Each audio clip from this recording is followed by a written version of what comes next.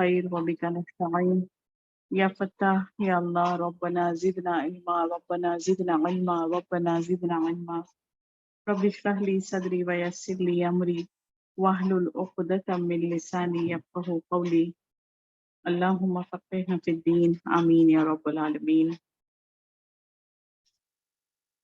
میرے عزیز سامعین کرام، السلام علیکم ورحمۃ اللہ وبرکاتہ۔ سیرت صحابہ سیریز میں انشاءاللہ تعالی آج ہم حضرت عمیر بن وہب جمحی کے متعلق پڑھیں گے رضی اللہ عنہ۔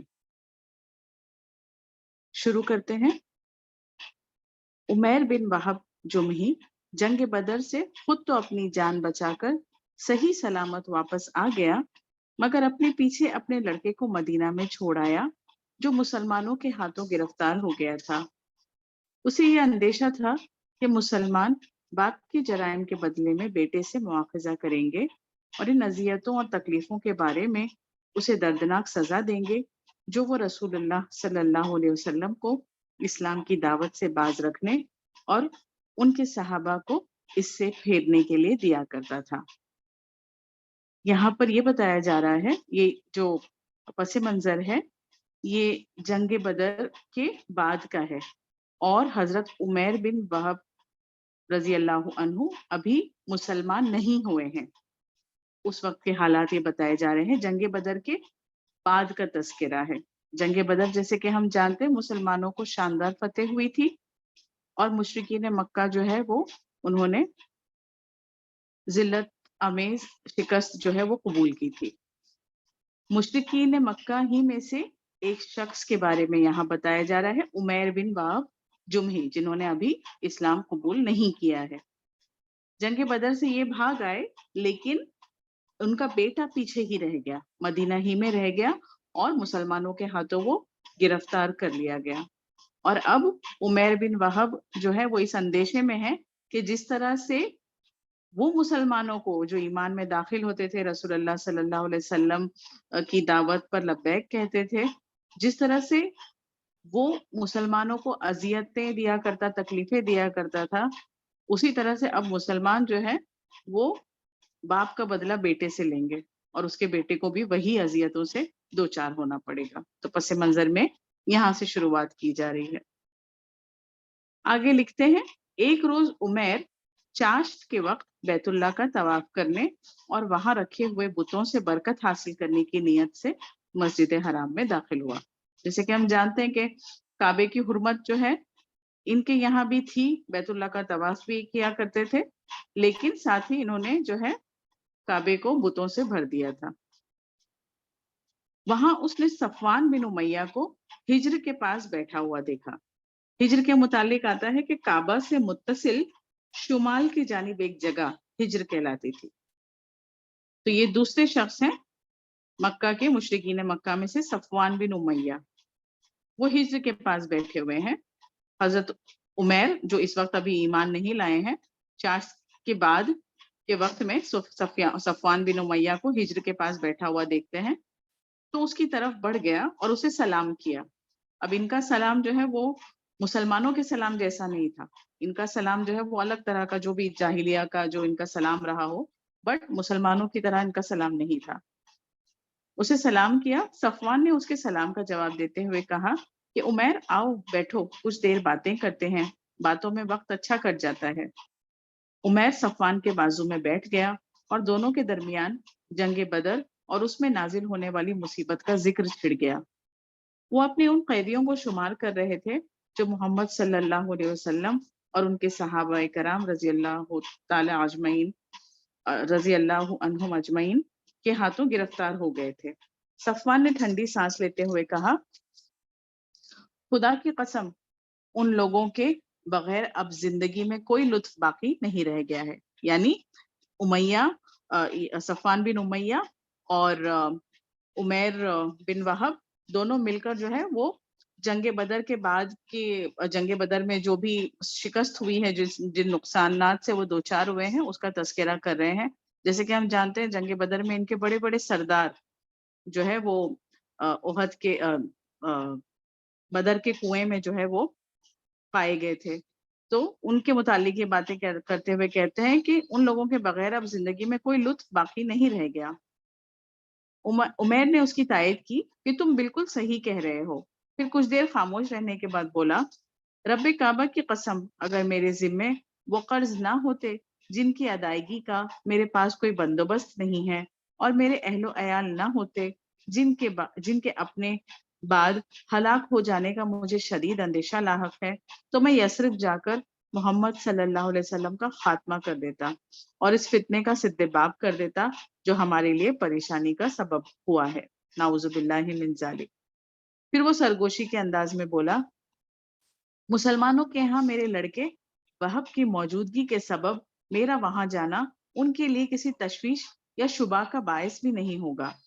صفوان نے عمیر کی اس بات کو غنیمت سمجھا۔ وہ نہیں چاہتا تھا کہ ہاتھ آیا ہوا یہ بہترین موقع ضائع ہو جائے، اس لیے اس کو مخاطب کرتے ہوئے بولا،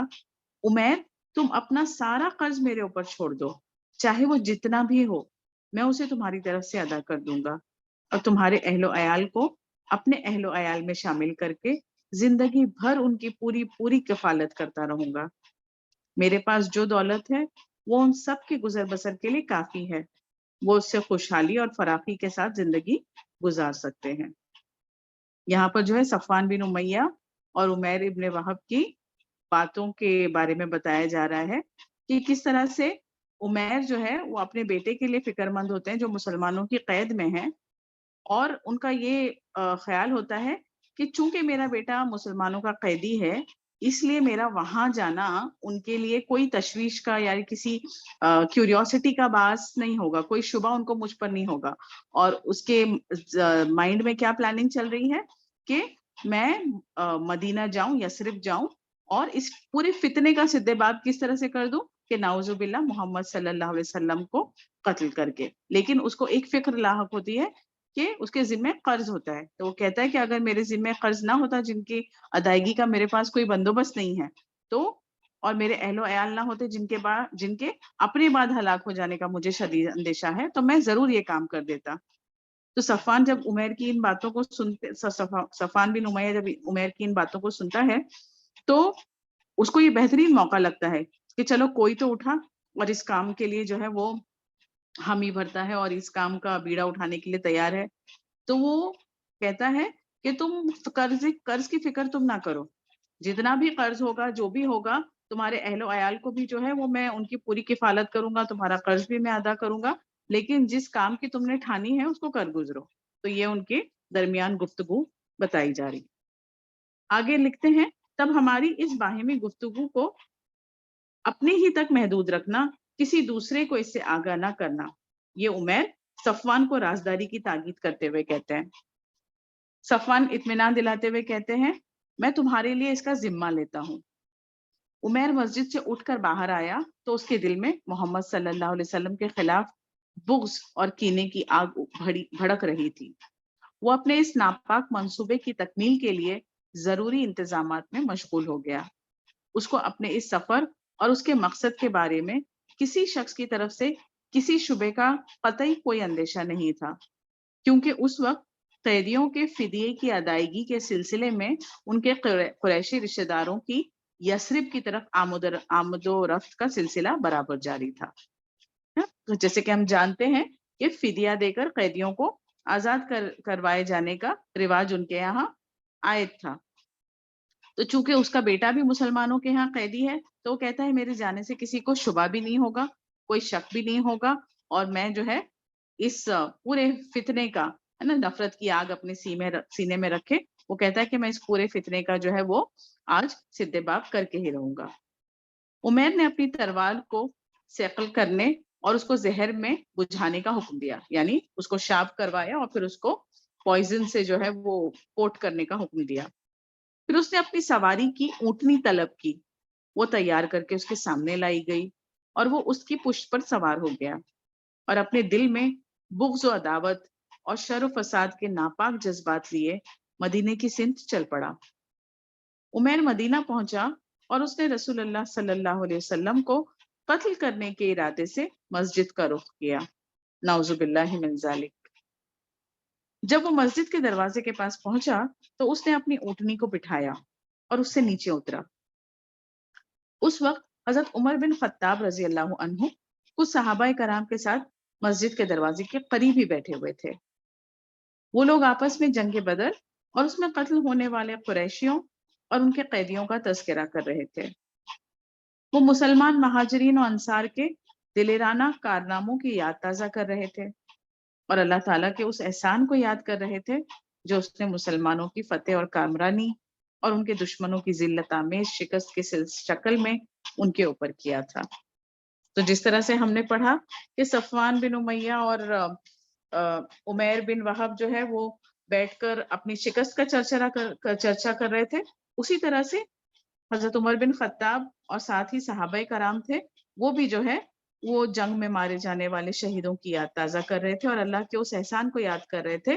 جو اس نے مسلمانوں پر کیا تھا جنگ بدر میں۔ ہم جانتے ہیں کہ 1000 فرشتوں کے ذریعے سے اللہ تعالیٰ نے اس جنگ میں مسلمانوں کی مدد کی تھی۔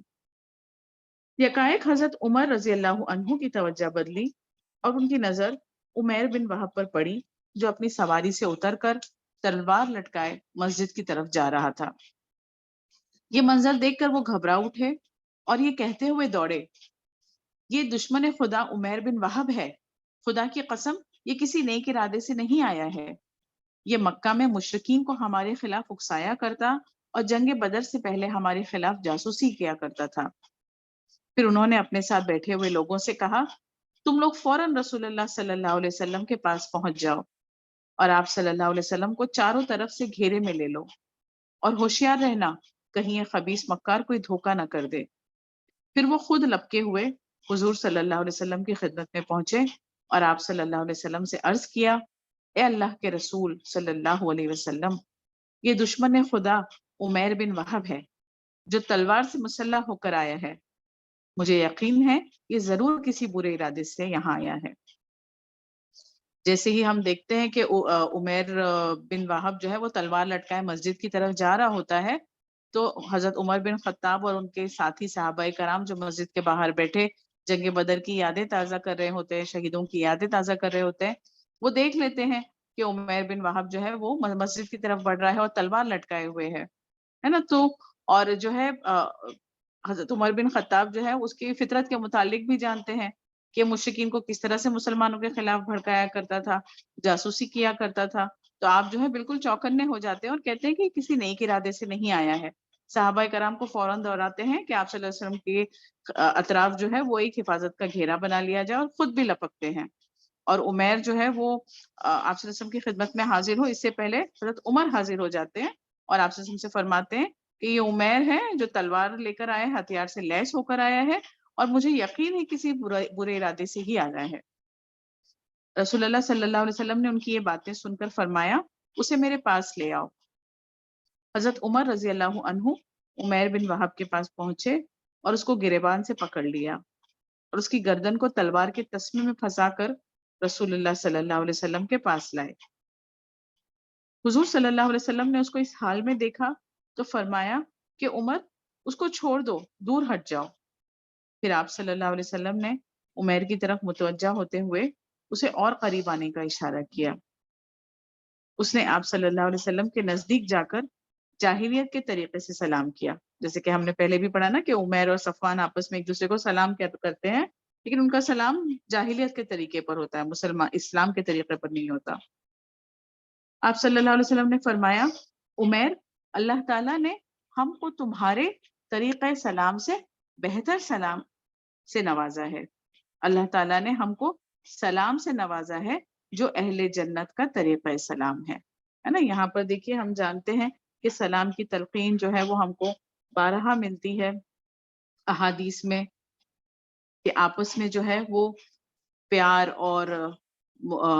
مودت جو ہے وہ بڑھانے کا واحد ذریعہ کیا ہے کہ آپس میں سلام کو عام کیا جائے۔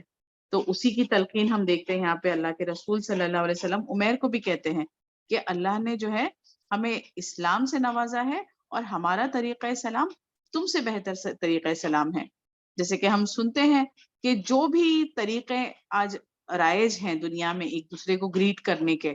چاہے وہ ہائی ہو، ہیلو ہو، گڈ مارننگ ہو، گڈ آفٹرنون ہو یا کوئی اور بھی طریقہ ہو، ان تمام طریقوں سے بہترین طریقہ جو ہے وہ سلام ہے۔ جو اللہ کے رسول کیا فرماتے ہیں یہاں پر کہ اللہ تعالیٰ نے ہم کو سلام سے نوازا ہے جو اہل جنت کا طریقہ سلام ہے. تو جنتی بھی جب باہم ایک دوسرے کو ملیں گے تو سلام جو ہے جس طرح سے ہم دنیا میں کرتے ہیں اسی طرح سے یہ جنت کا طریقہ سلام ہے. اور سلام دراصل کیا ہے؟ دعا ہے. آپ صلی اللہ علیہ وسلم کا طریقہ تھا کہ آپ چھوٹوں کو بڑوں کو ہر ایک کو سلام کیا کرتے تھے. تو ایک ادب کا طریقہ یہ ہے کہ چھوٹے بڑوں کو سلام کرے، ورنہ ضروری نہیں ہے کہ چھوٹے ہی بڑوں کو سلام کرے، بڑے بھی چھوٹوں کو سلام کر سکتے ہیں. چلنے والا بیٹھے ہوں کو سلام کرے، گزرنے والا بیٹھے ہوں کو سلام کرے، کسی محفل میں داخل ہونے والا اہل محفل کو سلام کرے. تو سلام کو عام کرنا جو ہے نا، اور یہ کیا ہے؟ یہ دعا ہے. اور ہم جانتے ہیں ریوارڈ کے لحاظ سے کہ جو سلام کرتا ہے اس کو 10 نیکیاں اور جواب دینے پر بھی نیکیاں، 10 یا 30 نیکیاں اور جواب دینے پر بھی نیکیاں ہیں، ہے نا. تو یہ نیکیاں کمانے کا ایک آسان طریقہ، آپس میں جو ہے وہ پیار محبت بڑھانے کا آسان طریقہ اور اہل جنت کا یہ کلام ہے. آگے لکھتے ہیں واللہ آپ ہمارے طریقے سلام سے زیادہ دور نہیں ہیں. ابھی کچھ دنوں پہلے آپ کے سلام کرنے کا طریقہ بھی یہی تھا. یہ کون کہتا ہے؟ عمیر کہتے ہیں آپ صلی اللہ علیہ وسلم کو، اور تنزیہ کہتے ہیں کہ آپ کا طریقہ سلام ہمارے طریقے سلام سے کچھ زیادہ دور نہیں ہے. کچھ دنوں پہلے بھی آپ کا بھی یہی طریقہ تھا. رسول اکرم صلی اللہ علیہ وسلم دریافت کرتے ہیں عمیر تم یہاں کس غرض سے آئے ہو؟ عمیر بہانہ بناتے ہوئے کہتے ہیں اس قیدی کی رہائی کی امید لے کر آیا ہوں جو آپ کے قبضے میں ہے. آپ اس کو رہا کر کے میرے اوپر احسان کیجیے. تو اپنے بیٹے کے لیے آئے ہیں، لیکن یہ بہانہ کس لیے؟ کیونکہ اصل ارادہ تو صرف رہائی کا نہیں ہے، اصل ارادہ تو کچھ اور ہی ہے، قتل کے ارادے سے آئے ہیں. پھر تمہاری کمر میں یہ تلوار کیسے لٹک رہی ہے؟ آپ صلی اللہ علیہ وسلم نے اس کے دل کا چور پکڑتے ہوئے فرمایا. عمیر جواب دیتے ہیں اللہ ان تلواروں کا برا کرے، کیا جنگ بدر کے روز یہ ہمارے کسی کام آ سکی تھی؟ اس نے اس طرح سے ایک اور پردہ ڈالنا چاہا، اپنے آنے کی جو بدنیتی تھی اس پر ایک اور پردہ ڈالنا چاہا کہ یہ تلواروں کا کیا ہے نا، جنگ بدر کے دن کی یہ ہمارے کس کام آ سکی. آپ صلی اللہ علیہ وسلم نے اس کی باتوں پر اعتبار نہیں کیا. فرمایا عمیر مجھ سے سچ سچ بتاؤ تمہارے یہاں آنے کا اصل مقصد کیا ہے؟ وہ ایک بار پھر سفید جھوٹ بولا، میں واقعی صرف اسی کام سے آیا ہوں. آپ صلی اللہ علیہ وسلم جواب دیتے ہیں نہیں، صحیح بات یہ ہے کہ تم اور صفوان بن امیہ ہجر کے پاس بیٹھے تھے اور تم نے قریش کے ان مقتولین کا ذکر کیا جو بدر کے گڑھے میں ڈال دیے گئے. پھر تم نے کہا تھا کہ اگر میرے اوپر قرض کا بوجھ اور اہل و عیال کی کفالت کی ذمہ داری نہ ہوتی تو میں یثرب جا کر محمد صلی اللہ علیہ وسلم کا کام تمام کر لیتا. تو صفوان نے اس شرط پر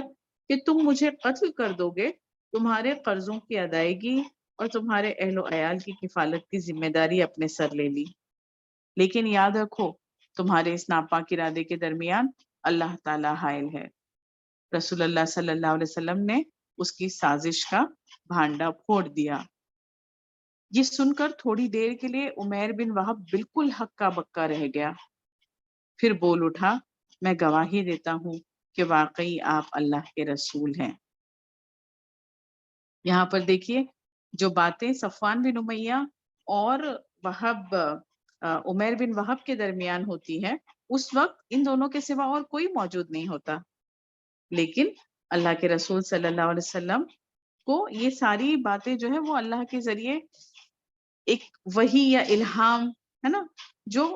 اللہ تعالیٰ جو ہے وہ غیب سے یہ باتیں آپ صلی اللہ علیہ وسلم کے دل میں ڈال دیتے تھے. اسی طرح کی بہت ساری مثالیں ہم کو اور ملتی ہیں، جیسے کہ مشرکین مکہ نے جب آپ اسراء اور معراج کے سفر سے واپس آئے تھے تو مسجد اقصیٰ کے متعلق جب پوچھا تھا تو اللہ تعالیٰ نے پوری مسجد اقصیٰ کو جو ہے وہ آپ صلی اللہ علیہ وسلم کے سامنے کر دیا تھا. آپ اس کو باقاعدہ دیکھتے جاتے اور ان کو بتاتے جاتے. اسی طرح سے اصحاب کہف کا واقعہ ہے نا کہ آپ صلی اللہ علیہ وسلم کی نبوت پر جو ہے وہ اعتراض کرتے ہوئے کہ آپ نبی ہیں تو بتائیے کہ یہ کیا واقعہ ہے. آپ اس زمانے میں نہیں تھے، لیکن اللہ تعالیٰ جو ہے پھر الہام کے ذریعے وحی خفی کے ذریعے آپ کے دل میں یہ ساری باتیں ڈال دیا کرتے تھے. تو اسی طرح سے آپ وہاں موجود نہیں تھے جس وقت وہب بن عمیر بن وہب اور صفوان بن امیہ کے درمیان یہ باتیں ہو رہی تھی، لیکن اللہ تعالیٰ نے وحی خفی کے ذریعے سے آپ کو یہ ساری باتیں بتا دی، اور جب آپ نے یہ ساری باتیں عمیر بن وہب کے سامنے کہی تو وہ بالکل ہکا بکا رہ گیا اور فوراً ہی شہادہ اس نے ادا کی، میں گواہی دیتا ہوں کہ واقعی آپ اللہ کے رسول ہیں۔ اس کے بعد اس نے کہا، یا رسول اللہ صلی اللہ علیہ وسلم، ہم آپ کی بیان کردہ آسمانی خبروں اور آپ کے اوپر نازل شدہ وحی کی تکذیب کرتے تھے، لیکن میرے اور صفوان کے مابین طے شدہ اس منصوبے کو میرے اور اس کے علاوہ کوئی نہیں جانتا تھا۔ خدا کی قسم اب مجھے اس بات کا یقین ہو گیا ہے کہ ہمارے اس خفیہ منصوبے سے خدا کے سوا کسی دوسرے نے آپ صلی اللہ علیہ وسلم کو آگاہ نہیں کیا ہے۔ اللہ کا شکر ہے کہ وہ مجھے یہاں کھینچ لایا تاکہ مجھے دولت ایمان سے سرفراز فرمائے۔ پھر وہ کلمہ شہادت پڑھ کر دائرہ اسلام میں داخل ہو گیا۔ تب رسول اللہ صلی اللہ علیہ وسلم نے صحابہ کرام سے فرمایا کہ اپنے بھائی کو دین سکھاؤ اور اسے قرآن کی تعلیم دو اور اس کے قیدی کو آزاد کر دو۔ جس طرح سے ہم یہاں پڑھ رہے ہیں کہ اللہ کے رسول صلی اللہ علیہ وسلم پورا جو واقعہ آپ کے ایبسنس میں ہوا تھا، لیکن آپ اس چیز کو عمیر بن وہب کے آگے بتا رہے ہیں، اور بے ساختہ عمیر بن وہب بول اٹھتے ہیں کہ میں گواہی دیتا ہوں کہ واقعی آپ اللہ کے رسول ہیں۔ اسی طرح سے سیرت میں ایک اور ملتا جلتا جو ہے وہ واقعہ آتا ہے، لیکن اس میں جو ہے حضرت ابو بکر صدیق کے متعلق ہے اور اللہ کے رسول صلی اللہ علیہ وسلم کے متعلق ہے کہ اللہ کے رسول صلی اللہ علیہ وسلم پر مشرکین مکہ نے جو بہت سارے اعتراضات اور الزامات لگائے تھے، ان میں ایک یہ بھی تھا کہ وہ آپ کو شاعر کہا کرتے تھے۔ اس کے جواب میں اللہ تعالیٰ قرآن میں کہتے ہیں کہ ہم نے آپ کو شاعری نہیں سکھائی ہے۔ تو یہ چیز جو ہے اللہ تعالیٰ جو ہے وہ قرآن میں گواہی دیتے ہیں آپ صلی اللہ علیہ وسلم کے متعلق۔ اب یہ ہے کہ وہ دور جو تھا وہ ایک لٹریری کیا کہتے ہیں ادب جو ہے وہ اپنی پیک پر تھا، ہے نا؟ لٹریچر، ادب، شعر و شاعری یہ جو ہے وہ اپنے پیک پر تھی اس زمانے میں۔ تو بہت سارے شعراء ہوا کرتے تھے جو شعر کہتے تھے۔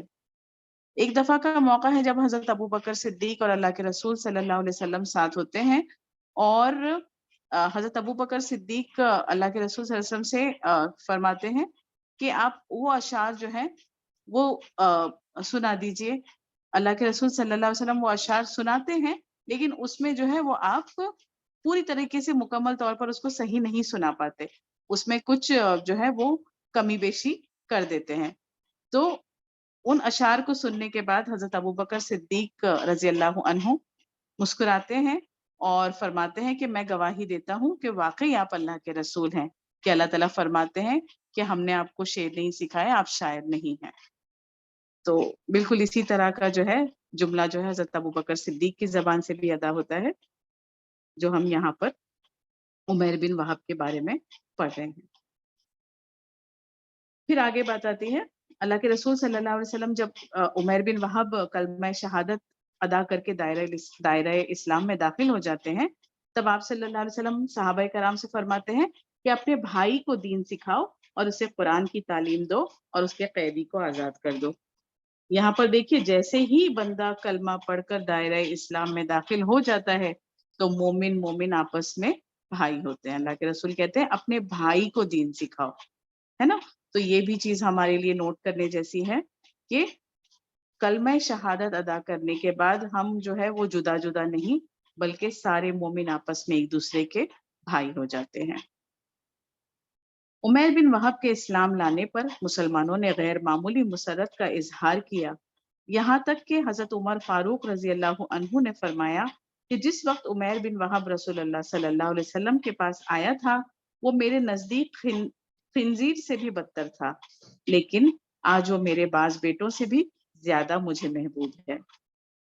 حضرت عمیر بن وہب مدینہ میں رک گئے، وہاں رک کر وہ اسلامی تعلیمات کے ذریعے اپنے نفس کا تزکیہ کرتے، قرآن کے نور سے اپنے دل کو منور کرتے اور اپنی زندگی کے بارونق اور مطمئن ترین ایام گزارتے رہے۔ اور اس مدت کے دوران صفوان بن امیہ اپنے دل کو جھوٹی امیدوں سے بہلاتا رہا۔ جب بھی اس کا گزر قریش کے مجلسوں کی طرف ہوتا، وہ ان کو خوشخبری دیتے ہوئے کہتا کہ عنقریب تمہارے پاس ایک ایسی اہم اور مسرت افزا خبر آنے والی ہے جو بدر کے اندوہناک سانحے کے اثرات کو تمہارے دلوں سے محو کر دے گی۔ یہاں پہ کیا بتایا جا رہا ہے کہ شہادہ لینے کے بعد، اسلام میں داخل ہونے کے بعد عمیر بن وہب جو ہے وہ مکہ واپس نہیں گئے، مدینہ ہی میں رک گئے، اور وہاں رک کر انہوں نے کیا کیا؟ اسلامی تعلیمات کے ذریعے اپنے نفس کا تزکیہ کیا، قرآن کے نور سے اپنے دل کو منور کیا اور اپنی زندگی کے بارونق ایام گزارے۔ یہاں ہمیں یہ بات پتہ چلتی ہے کہ صرف زبان سے شہادہ دے دینا اور ریچولز ادا کرنا اتنا ہی کافی نہیں ہے، بلکہ اسلامی تعلیمات کے ذریعے اپنے نفس کا تزکیہ کرتے رہنا، اپنے نفس کو جو ہے وہ بھلائی پر ابارنے کے لیے اپنی تربیت کرتے رہنا، اور یہ ایک آن گوئنگ پروسیس ہے، یہ آن گوئنگ عمل ہے، یہ ایسا نہیں ہے کہ تھوڑے ٹائم کے لیے آپ نے کیا اور پھر رک جائے، ہے نا۔ اپنے نفس کا تزکیہ جو ہے وہ ایک مومن جو ہے وہ اپنی زندگی کی آخری سانس تک کرتا رہتا ہے۔ تو صرف کلمہ شہادت ادا کر لینا اور نماز روزے ادا کر لینا اتنا ہی کافی نہیں ہے، بلکہ اپنی تربیت کرتے رہنا، اپنے نفس کا تزکیہ کرتے رہنا۔ نفس کا تزکیہ یعنی اپنے آپ کو جو ہے، تزکیہ یعنی پاکی، نفس کی صاف صفائی ستھرائی، اس کی پاکی، اور وہ کس طریقے سے ہوگی؟ جتنی زیادہ ہم اپنے آپ کو اسلامی تعلیمات سے فیملیرائز کرتے رہیں گے، ان کو سمجھتے رہیں گے، اپنی زندگی میں اس کو نافذ کرتے رہیں گے، باریکیوں کو سمجھتے رہیں گے اور ہر باریکی کو اپنانے کی کوشش کرتے رہیں گے، تو یہ ساری چیزیں جو ہے نفس کے تزکیے میں ان کا شمار ہوتا ہے۔ دوسری طرف صفوان بن امیہ کے بارے میں بتایا جاتا ہے کہ مکہ میں یہ تو یہاں پر ایمان لے آئے ہیں عمیر بن وہب، اور وہ اپنے نفس کا تزکیہ کر رہے ہیں، قرآن سے اپنے آپ کو منور کر رہے ہیں، لیکن صفوان بن امیہ وہاں پر امیدیں لگائے بیٹھا ہے کہ اب جو ہے وہ کوئی خوشخبری آئے گی، اور کیسی خوشخبری؟ کہ عمیر بن وہب جو ہے وہ قتل کے ارادے سے گئے ہیں، تو قتل ہو گیا، اور اس طرح کی کوئی خوشخبری آئے گی۔ اور اسی طرح سے وہ کیا کرتا کہ جب گزرتا قریش کی مجلسوں سے تو کہتا کہ تم عنقریب تمہارے پاس ایک اہم اور خوش کر دینے والی خبر آنے والی ہے، جو بدر کا جو ایفیکٹس ہے، جو سائیڈ ایفیکٹس ہیں ہم تمہارے اوپر، وہ ساری چیزوں کو تمہارے دل سے نکال دے گی، جو غم ہے بدر کا اور جو تکلیف ہم کو پہنچی ہے بدر کی وجہ سے، وہ ساری چیزیں دور ہو جائے گی۔ لیکن جب اس کے انتظار کی گھڑیاں طویل ہو گئی تو بتدریج اضطراب و بے چینی اس کے دل میں سرایت کرنے لگی، اور لمحہ بلمحہ اس کی بے قراری اور پریشانی میں اضافہ ہوتا گیا، جیسے وہ انگاروں پر لوٹ رہا ہو۔ وہ مدینے کی طرف سے آنے والے قافلوں سے حضرت عمیر بن وہب رضی اللہ عنہ کے بارے میں دریافت کرتا، مگر کسی کے پاس اس کے سوال کا تسلی بخش جواب نہیں ہوتا تھا۔ آخرکار ایک سوار نے آ کر اس کو یہ اطلاع دی کہ عمیر نے اسلام قبول کر لیا ہے۔ یہ خبر صفوان بن امیہ پر بجلی بن کر گری، کیونکہ اس کو اس بات کا یقین تھا کہ عمیر بن وہب ہرگز اسلام قبول نہیں کر سکتا، چاہے روئے زمین پر بسنے والا ہر شخص مسلمان ہو جائے۔ ادھر حضرت عمیر بن وہب رضی اللہ عنہ برابر اپنے دین کا علم حاصل کرتے رہے، اور جہاں تک ممکن ہو اپنے رب کے کلام کو حفظ کرتے رہے۔ نا دیکھیے یہ بھی ہے نا، صحابہ کرام کی لائف سے جو لیسنز ہم کو ملتے ہیں، یہ ساری چیزیں کہ رکاؤ ٹھہراؤ کہیں پر بھی نہیں ہے، برابر جو ہے وہ اپنے آپ کو جو ہے دینی معاملے میں جو ہے وہ اپنی نشوونما کرتے جاتے ہیں، رب کے کلام کو حفظ کرتے جاتے ہیں۔ پھر ایک روز انہوں نے رسول اللہ صلی اللہ علیہ وسلم کی خدمت میں حاضر ہو کر عرض کیا، اے اللہ کے رسول صلی اللہ علیہ وسلم، ماضی میں ایک طویل مدت تک میں خدا کے نور کو بجھانے کی کوشش میں لگا رہا اور دین اسلام کو قبول کرنے والوں کو سخت قسم کی اذیتیں دیتا رہا۔ اب میں چاہتا ہوں کہ آپ صلی اللہ علیہ وسلم مجھے مکہ جانے کی اجازت عطا فرمائیں، تاکہ وہاں پہنچ کر میں قریش کو خدا اور اس کے رسول صلی اللہ علیہ وسلم پر ایمان لانے کی دعوت دوں۔ اگر وہ میری دعوت قبول کر لیں تو یہ ان کے حق میں بہتر ہوگا، لیکن اگر انہوں نے میری اس دعوت کو قبول کرنے سے انکار کیا تو میں ان کو بھی بت پرستی اور انکار اسلام کے جرم میں ویسی ہی اذیتیں دوں گا جیسے اصحاب رسول صلی اللہ علیہ وسلم کو اسلام قبول کرنے پر دیا کرتا تھا۔ دیکھیے یہاں پر بھی بہت امپورٹنٹ لیسن ملتا ہے ہم کو حضرت عمیر بن وہب رضی اللہ عنہ کی زندگی سے۔ دعوت دین کی جو ذمہ داری، دعوت اللہ کی جو ذمہ داری ہر مومن پر عائد ہے نا، اس فرض کی ادائیگی کے لیے کوششیں اب آپ ایمان لے آئے ہیں، مسلمان ہو گئے ہیں، اب جب آپ مکہ میں جائیں گے، اپنی قوم کے درمیان جائیں گے، تو کیا ہوگا؟ وہ آپ کو دشمن کی نظر سے دیکھیں گے، ہے نا؟ لیکن اس کا خوف نہیں ہے. اب کیا ہے کہ دین کے تئیں جو ذمہ داری ہے اس کو ادا کرنے کی فکر ہے. اب وہ رسول صلی اللہ علیہ وسلم کی خدمت میں خود آتے ہیں اور اجازت مانگتے ہیں کہ مجھے قریش کی طرف بھیجیے تاکہ میں انہیں رسول اللہ صلی اللہ علیہ وسلم پر ایمان لانے کی دعوت دوں، ہے نا؟ تو جو اہم فریضہ ہم پر عائد ہے دعوت دین کا، اس سے غافل بالکل بھی نہیں ہے. کوئی ایکسکیوز نہیں ہے نا کہ میں تو نیا مسلمان ہوا ہوں، تھوڑی اور اپنی تربیت کر لوں، تھوڑا اور اپنا تزکیہ کر لوں، تھوڑا اور سیکھ لوں. جتنا ضروری تھا اتنا کیا، اور جب اب اپنے آپ کو تھوڑا سا تیار پایا تو بالکل وداؤٹ اینی فردر ڈیلیز، بالکل ٹائم جو ہے اس کو آگے نہ ویسٹ کرتے ہوئے فوراً آپ صلی اللہ علیہ وسلم سے اجازت طلب کی.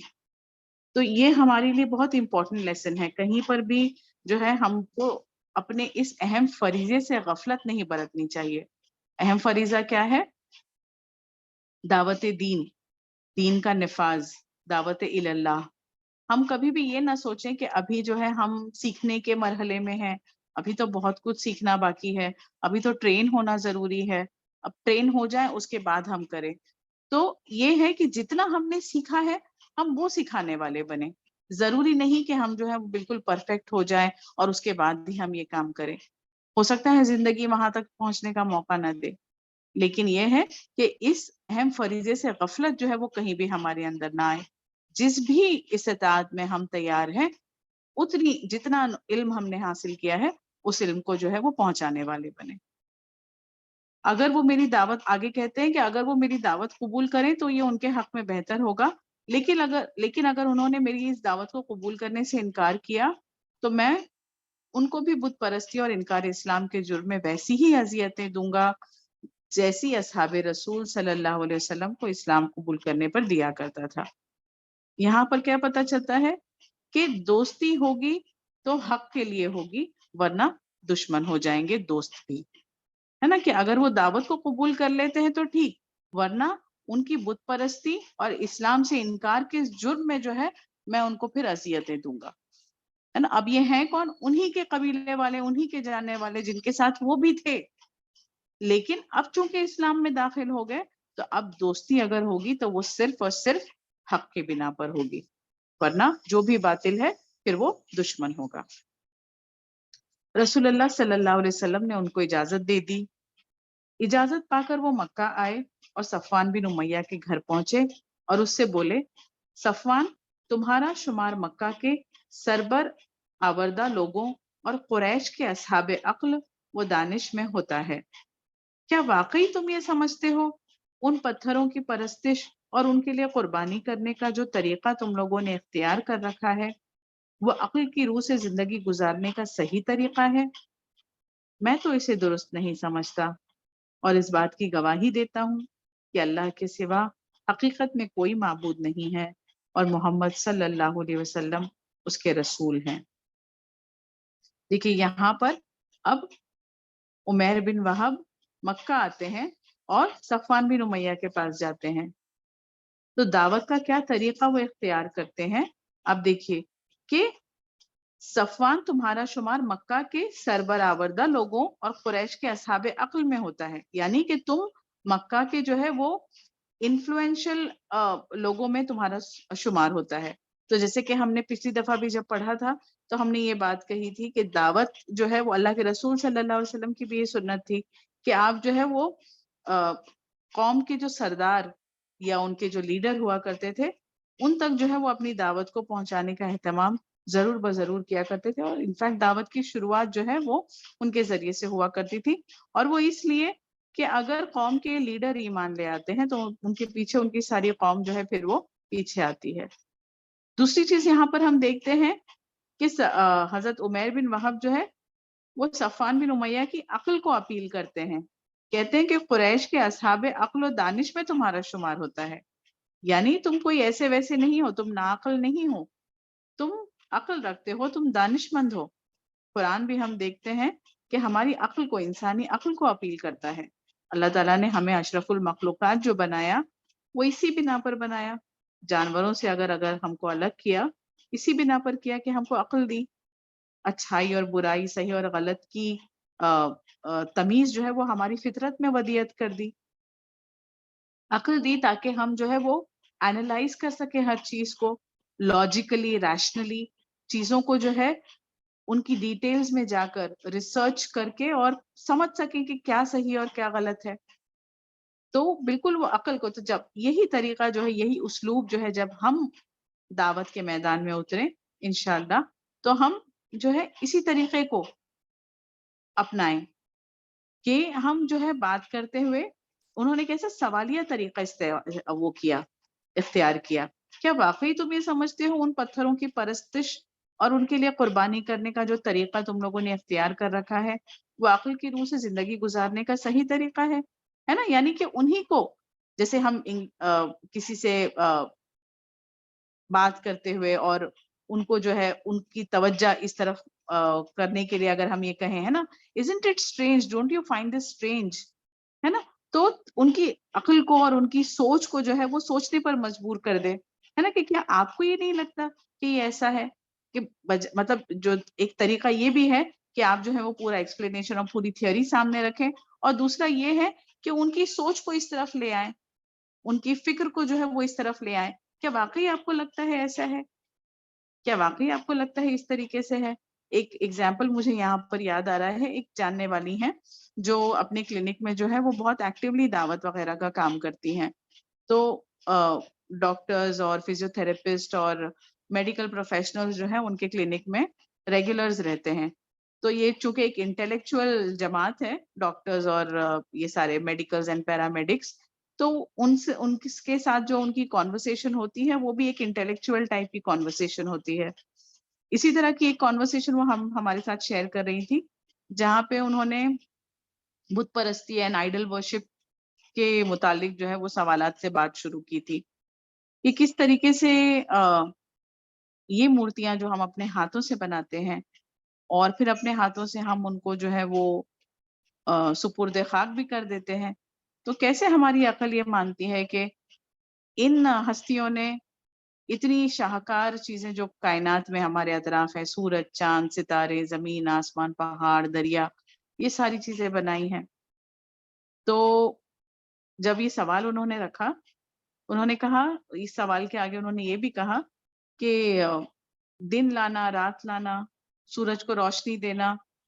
چاند کو روشنی دینا، تم کو لگتا ہے یہ ساری چیزیں یہ مورتیاں کر سکتی ہیں؟ تو وہ کہتے ہیں کہ نہیں، یہ مورتیوں کو وہ سارا پاور نہیں ہے، سورج کو روشنی دینا، چاند کو روشنی دینا، دن اور رات لانا. تو انہوں نے پھر سوال پر اپنی بات کو ختم کیا. ان کا سوال یہ تھا کہ پھر آپ کو کیا لگتا ہے کہ یہ پاور کس کے پاس ہے؟ پھر اگر وہ مورتیوں کے پاس یہ پاور نہیں ہے تو پھر یہ پاور کس کے پاس ہے؟ اور کہتی ہیں کہ پھر یہاں پر میں نے جو ہے وہ سلسلہ کلام کو روک دیا، میں نے ان کو ایک سوال دے دیا، ان کے ذہن میں ایک سوچ دے دی اور ایک کیوریوسٹی ان کے ذہن میں ڈال دی کہ اگر یہ مورتیاں یہ سب نہیں کر سکتی تو پھر یہ کیسے خدا ہو سکتی ہیں؟ اور پھر یہ خدا نہیں تو پھر خدا کون ہے؟ کس نے بنایا ہوگا یہ سارا نظام اور کون کرتا ہوگا یہ ساری چیزیں؟ تو یہ رہنمائی جو ہے وہ ہم کو صحابہ کی سیریز سے قریب کی رہنمائی ہم کو ملتی ہے، جن کو کہ ہم اپنی ڈیلی لائف میں بھی دعوت کے میدان میں انشاءاللہ استعمال کر کے لوگوں کو بھی فائدہ پہنچا سکتے ہیں اور اپنے حق میں بھی جو ہے وہ اجر سمیٹ سکتے ہیں انشاءاللہ. اللہ تعالیٰ ہمارے لیے ان چیزوں کو آسان بنائے. آگے بات آتی ہے پھر حضرت عمیر بن وہب رضی اللہ عنہ مکہ میں دعوت اللہ کے کام میں جٹ گئے اور بڑی تعداد میں لوگ ان کے ہاتھ پر مشرف بے اسلام ہوئے. اللہ تعالیٰ حضرت عمیر بن وہب رضی اللہ عنہ کو بہترین اجر سے نوازے اور ان کی قبر کو نور سے بھر دے، آمین. حضرت عمیر بن وہب کے متعلق اتنی باتیں ہم دیکھتے ہیں کہ سیرت کی کتاب میں لکھی ہوئی ہیں کہ کس طرح سے ایک دشمن اسلام اللہ کے رسول صلی اللہ علیہ وسلم کے قتل کے ارادے سے جاتا ہے، لیکن جب اس پر یہ بات عیاں ہو جاتی ہے کہ آپ جو ہے ایسی باتیں جانتے ہیں جو سوائے اس کے اور اس کے قریبی دوست کے اور کوئی نہیں جانتا تھا، تو اس پر یہ بات بالکل عیاں ہو جاتی ہے کہ یہ بات، یہ دعویٰ جو کہ یہ نبی کر رہے ہیں کہ اللہ کے رسول ہیں اور اللہ کی طرف سے آئے ہیں اور اللہ ہی یہ ساری باتیں انہیں بتاتا ہے، تب وہ آپ کی رسالت کو مان لیتے ہیں، فوراً کلمہ شہادت کہتے ہیں، دین اسلام میں داخل ہو جاتے ہیں۔ دین اسلام میں داخل ہونے کے بعد آپ جو ہے وہ اپنے آپ کا، اپنی نفس کا تزکیہ کرتے ہیں، اپنی تربیت کرتے ہیں، اپنی تربیت کرنے کے بعد پھر اپنی قوم کی طرف پلٹتے ہیں، بنا کسی خوف کے، بنا کسی ڈر کے، اپنی جان کے خوف کے بنا اپنے قوم کی طرف پلٹتے ہیں انہیں دعوت دینے کے لیے، اور یہ عہد کر کے پلٹتے ہیں کہ اگر وہ میری دعوت قبول کر لیتے ہیں تو ان کے حق میں بہتر، اگر نہیں تو پھر ان سے میری دشمنی پکی ہے اور ان کے لیے بھی میری طرف سے اذیتیں ہی ہیں پھر۔ اور پھر اس کے بعد ہم دیکھتے ہیں کہ کس طرح سے سب سے پہلے وہ اپنے اسی دوست کے پاس جاتے ہیں۔ ہم جانتے ہیں نا کہ جب پل صراط سے ہم گزر جائیں گے تو پھر ایک اور پل آئے گا جنت میں داخلے سے پہلے، قنطرہ، اور یہاں پر کیا ہوگا، لوگ روک لیے جائیں گے، اتنا لمبا فاصلہ طے کر کے آئیں گے، ہے نا، برزخ سے، عالم برزخ سے گزر گئے، قیامت سے گزر گئے، پل صراط سے بھی گزر گئے، بڑے بڑے میدان سر کر لیے، اب قنطرہ پہ آ گئے اور جنت بالکل قریب ہے، لیکن یہاں پہ روک دیے جائیں گے، ہے نا۔ اب یہاں پر کس لیے روک دیے جائیں گے؟ ایک تو حقوق العباد، کسی کا حق لیا ہوگا، اور دوسرے وہ وہ لوگ، اللہ کے بندے جو کہ جن تک اللہ کا صحیح تعارف نہیں پہنچا تھا، اللہ کے دین کی دعوت نہیں پہنچی تھی، جو ہمارے جاننے والوں میں تھے، ہمارے نون سرکل میں تھے، لیکن ہم نے ان تک دعوت نہیں پہنچائی، تو وہ ہم کو قنطرہ پر روک لیں گے کہ ان کے پاس حق تھا، ان کے پاس سچائی تھی، ان کے پاس خدا کا نور تھا، ان کے پاس خدا کی معرفت تھی، لیکن یہ انہوں نے ہم تک نہیں پہنچایا، ہے نا۔ تو اتنا بڑا مارکا سر کرنے کے بعد انسان اگر قنطرہ پر روک لیا جائے تو پھر یہ اس کے لیے سب سے بڑی ناکامی اور مایوسی ہوگی۔ تو ہماری استطاعت میں جتنا بھی ہے، جتنا بھی علم دین کا ہم سیکھ لیتے ہیں، ہماری کوشش یہ ہونی چاہیے جس بھی طریقے سے، بہترین طریقہ جو ہے وہ ڈائلاگ کا ہی طریقہ ہے، اس کے ڈائلاگ یعنی آپ بات چیت کے ذریعے سے، ہے نا، کیونکہ ہر ایک جو ہے وہ اپنے ریلیشن شپ کے حساب سے کہ آپ کی جو ہے وہ ایک دائی کی مدعو کے ساتھ آپ کی کیسی ایک ایکویشن ہے، کیسی ریلیشن شپ ہے، اس حساب سے آپ ایک ڈائلاگ انیشیٹ کرتے ہو، ایک کانورسیشن انیشیٹ کرتے ہو۔ اس کے علاوہ بھی بہت سے طریقے ہیں، سوشل میڈیا ہے، پرنٹ میڈیا ہے، مضامین لکھنا ہے، یا آپ اگر ہم دیکھتے ہیں اسٹریٹ دعویٰ ہے اور فیلڈ دعویٰ ہے، فیلڈ دعویٰ ورک میں اگر ہمارے پاس اجتماعی، یہ ساری چیزیں دیکھیے اجتماعیت چاہتی ہے، ایک نظم چاہتی ہیں، یہ سارے کام اکیلے کرنے کے نہیں ہیں، اور اسی لیے اسلام میں اجتماعیت ہے، اسی لیے جماعت اسلامی ہند جو ہے وہ ایک منظم جماعت ہے، جو ایک سسٹم سے، ایک تنظیم کے ذریعے سے اور باقاعدہ پلاننگ کے ذریعے سے اس طرح کی چیزیں جو ہے آرگنائز کرتی ہیں، اور ایک گروپ اس کے لیے تیار کیا جاتا ہے کہ ہم جو ہے اب اسٹریٹ دعویٰ کے لیے جائیں گے یا فیلڈ دعویٰ کے لیے جائیں گے، یا کسی کو ہم اپنے گھر بلائیں گے دعوت طعام کے لیے، یا ہم کسی کے یہاں جائیں گے تحفے تحائف لے کر، اور باقی باتوں کے ساتھ موقع کی مناسبت کے حساب سے ہم توحید کا پیغام، رسالت کا پیغام اور آخرت کا پیغام ان تک پہنچانے کی کوشش کریں گے، تاکہ اللہ تعالیٰ نے جو بڑی ذمہ داری امت مسلمہ پر، امت وسط ہونے کے ناطے جو ہم پر جو ذمہ داری دی ہے، امر بالمعروف اور نہی عن المنکر کے اس فریضے کو ہم احسن طور پر ادا کرنے والے بنے، تاکہ آخرت میں یہ ہمارے حق میں حجت کا اور ہمارے لیے نجات کا ذریعہ بنے۔ آمین، وآخر الدعوانا ان الحمد للہ رب العالمین۔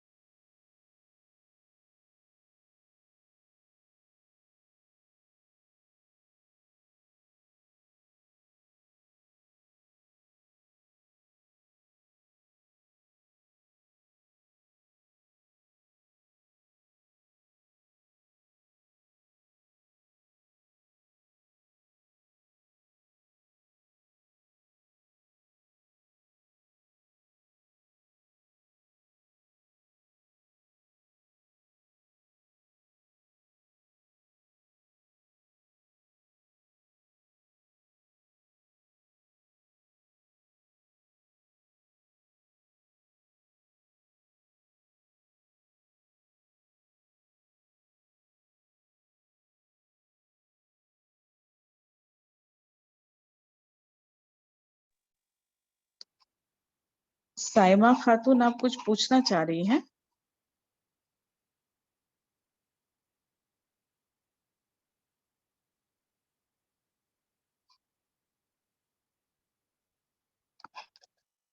साइमा खातून अगर कोई सवाल है तो अनम्यूट करके पूछ लें,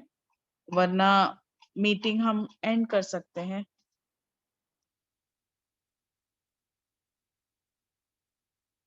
शुमाइला कुरैशी।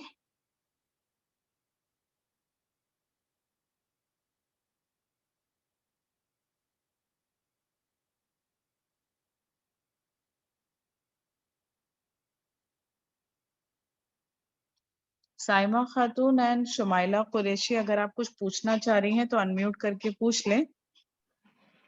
अस्सलाम वालेकुम रहमतुल्लाहि व बरकातहू भाई। वालेकुम अस्सलाम रहमतुल्लाह।